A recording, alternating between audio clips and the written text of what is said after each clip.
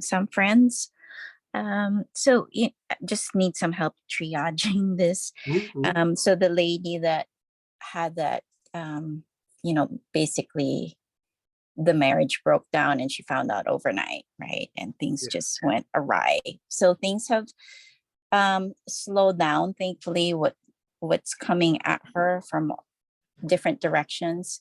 Mhm. Now she's kind of stuck in her head, thinking about the soon to be ex and also experiencing dizziness. Yeah. Um, No, hyssop. I Go right to it. his Yeah. his okay. Yeah. The hyssop will deepen the breath. The dizziness comes from short, rapid breathing, and also like sometimes with something like this, you're having issues of not really being able to integrate it too well, Yeah, and so it's traumatizing and it's also a surprise. for So sure. like so she probably has processed a piece of it, but hasn't got like like it's sinking in little by little. And so, our world's crashing. And so Yeah, for sure. the hyssop should help to deepen the breath. Like anytime you start to see like some dizziness or something's impacting the inner ear, and it's usually breath related. Uh, Hmm.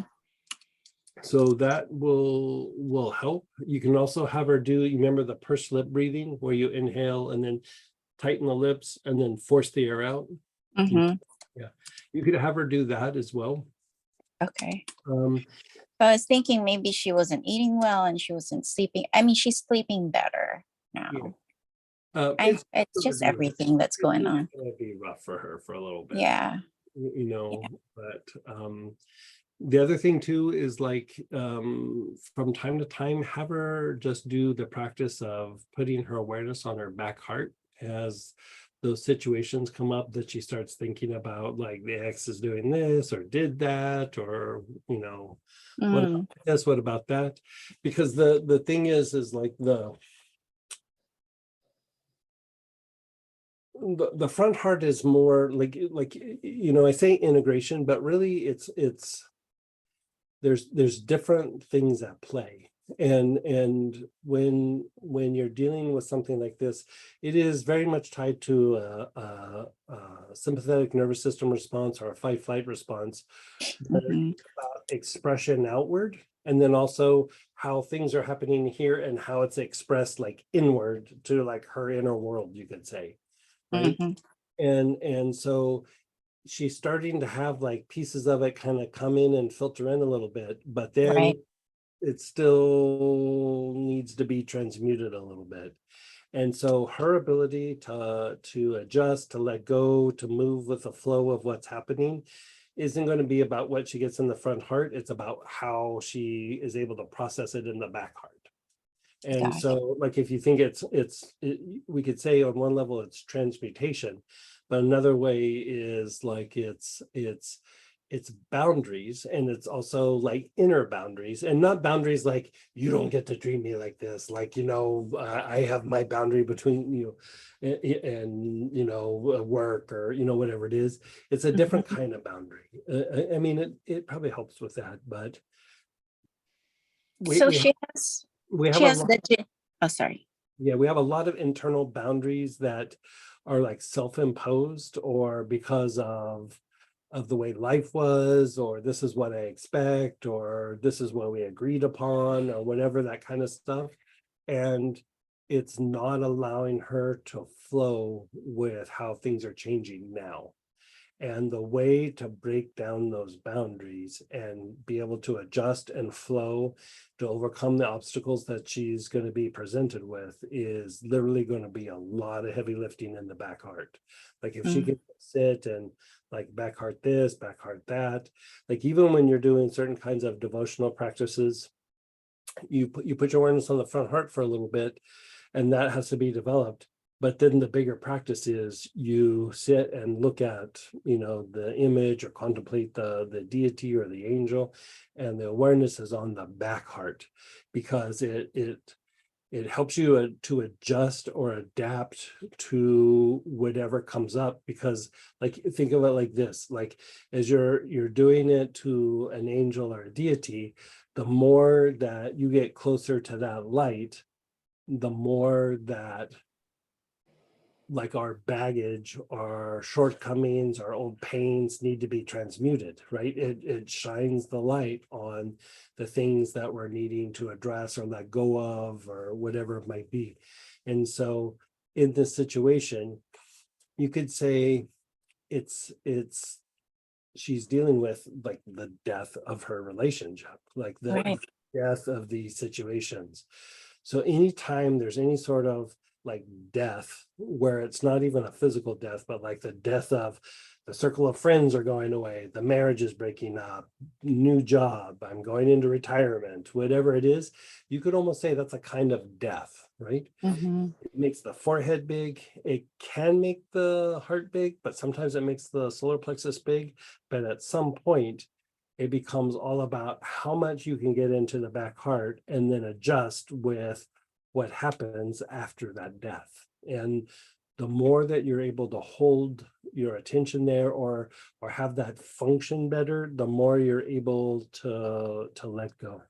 If you're doing healings on her, like the pattern that Mm-hmm. the back head, forehead, back heart, front heart, Okay. that is for parasympathetic activity. Like when you do it in reverse and you go front heart, forehead, back head, that's for the sympathetic part of the nervous system or the fight flight. But when you do it back head, forehead, back heart, front heart, you're stimulating the ability for that back heart to be able to transmute, and you're stimulating the ability for her to be able to let go of stuff. Like when people can't let go of something, it is Mm-hmm. literally a parasympathetic issue.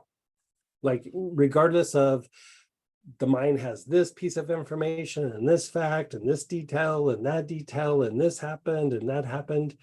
All of that is just, you could say, how the brain is processing it. But if the parasympathetic activity is off, that's how you're going to process it. If you didn't have that issue, you would have processed all that information in a different way, and that same situation would look a little bit different, right? And so Mm-hmm. here, like the first wave is like what's been happening, where you got to get it into the heart, and then after a period of time, now she's got to just start letting go of stuff, because even if they were able to like have a good talk or whatever and go, okay, we're going to save this relationship, we're going to stay, the relationship that they used to have is also dead. Like it doesn't Right. matter what happened, like there was a death, like be Mm-hmm. that it's going away, that it's staying, that it whatever it is, she's going to have to let go of some things. And so first stage is to get it in the heart, and then after that you got to get to the back heart so that you can go through and process it. And sometimes it takes many years, but if you can stimulate this process, it could literally just be kind of months of like whatever their process is of ending their marriage. By the time it's done, she could be like kind of good to go. Still have a little bit of like, he's a jerk, but I'm moving on. Right. Yeah. So would that help with self-love as well? Yeah. Okay. Yeah. And she has ginger lily. Would Yeah. It's super. tuberose be Yeah. another good one? No, have her use that with her awareness on the back heart. That's perfect. Every time something comes up in where she's upset with him or the situation, back heart and inhale. Got it. You can run her, if she will do the pattern, you can run her through the whole pattern, but I think also just ingrain in her that like something comes up, don't even worry about the pattern, just awareness between your shoulder blades and inhale. Like just keep it really simple. And then when you're guiding her through some therapeutic processes, do the pattern. Thank you so much. Would that also work for the mother of the neighbor that just passed away? Yes. Okay, perfect. Yes. It sounds like With one stone. Was very peaceful?